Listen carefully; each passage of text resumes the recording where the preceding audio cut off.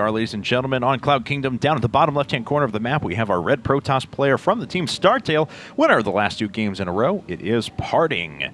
And his opponent here in the upper right-hand corner is our blue Terran player from the team Evil Geniuses Raid Call. It's Thorzane. Protoss versus Terran. As we were talking about on Cloud Kingdom, in case you're just tuning in, I know a lot of people jump in on, for the games you really like, for the players you're like, oh my god, I love Parting so much because he dominated BWC. Well, guys, what we're talking about is that Cheese is really, really good on this map. And, yes, it is. Well, he's building a supply depot in base. That's just getting more and more possible, but he hasn't set the SCVs out, so I'm wondering what we're going to see here. The supply depot in base is really just an indicator like, hey, I don't mind if you scout me. So we may just see like a 1-rack CC or a CC first build here out of Thorzane. Yeah, CC first is always a little bit risky, though, on this map, unless you build your supply depot here and then wall in with a command center off to the side or something like that. Otherwise, it gets a little bit tricky. And yeah, indeed, the barracks is coming up now afterwards for Thorzane. All right, Parting, on the other hand, is going to make a gateway at 14 supply, actually. He's just so good with his chrono boost. That's actually the most efficient way for him to do it. Well, he is a very strong player. We know he has a lot of flexibility in this matchup. We saw last time that after defending the 4 racks pressure, then he actually kind of failed at the 4-gate follow-up. Puma was able to hold just in time, and it ended up working out really well for him. And Puma actually had a significant overall economic lead in that game, but he just died to the fact that Parting cut workers at 50, rushed out with Storm, and ended his opponent's life. Very clever stuff and a good reactionary build to what he saw. Yeah, that was phenomenal out of Parting. I mean, the Storm, honestly, like, the Storms just did so much damage, and the barracks positioning we had from Puma was, they kind of like hugged his units and made them all clump up. And he did a good job baiting the Zealots through all of that, looking back into that game, but I mean, Parting just played so phenomenally well. Here he is now against another Terran, and both of these guys are going to be opening up pretty economically.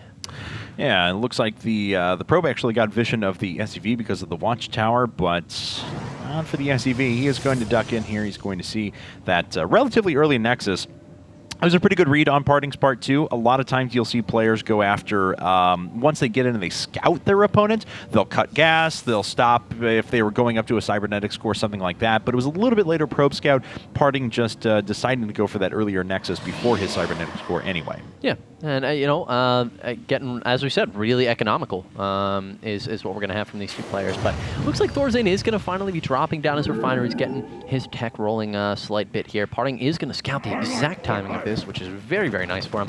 And we see him start up a Stalker immediately afterwards, but that's actually pretty standard stuff. So no real reaction out of any player here. I think we're just seeing the opening builds, but let's talk a little about what's good on Daybreak.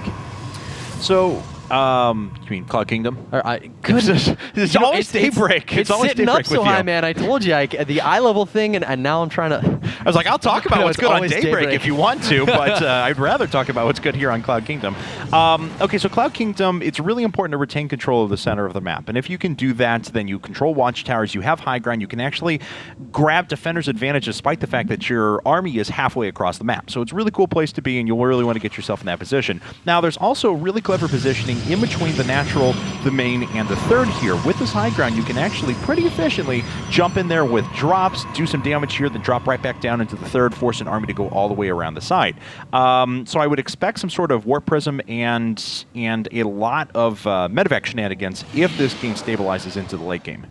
Parting is going to be going for another quick 4 gateways, though. So it's a possibility that things could end very quickly, as we've got 1 bunker, a very fast 3rd command center, and, I mean, those are barracks, so we've got 3 barracks here. Thorzane is going to be playing it at least relatively safely. If he had teched up to a factory or something, it'd be crazy scared, but I'm wondering what he's going to do with this 200 gas.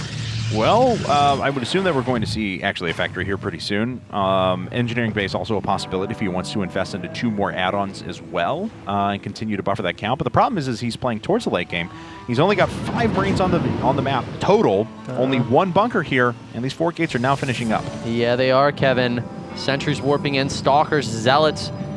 I mean, this is definitely a little scary for Thorzane right now. There's going to be a lot of Protoss units, and he's still only got 1 barracks making units. Now it is reactor barracks at this stage. and he's continuing to churn out barracks, which is really, really good for him in case this attack does continue to pressure. He's going to have a lot of SCVs as well, so he can pull and lose some. Second bunker looks like he's smelling something possibly up, but of course, you know, this is also the timing that such things could hit. Either way, Parton getting ready to move in. Parting is the king of gateway units. He has been for a while. You mentioned before a comparison to MC. Well, this guy has immaculate control, and we'll see if he shows it right here. Already Thorzane pulling everything off the line to deal with this bunker, but force fields, perfect split. They get rid of all the SCVs that were trying to heal this up. The bunker goes down immediately. There are still units left over, and this is a disaster for Thorzane. Yeah, it really is, and I mean, I'm a little... Why are his mules? The mules are just trying to do damage right now. And they can't. Mules can't attack if you guys don't know. There was so many mules. And now he has no minerals. He actually can't make any more Marines. Force field gonna trap the units even. Parting is so good.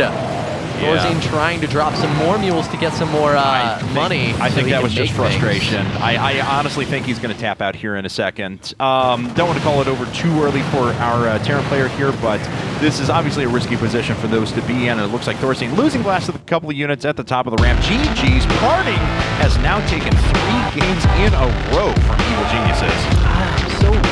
I'm a little sad about that, man, because you know, we all know Thorzane is a fantastic player. He's just been having a real hard time lately.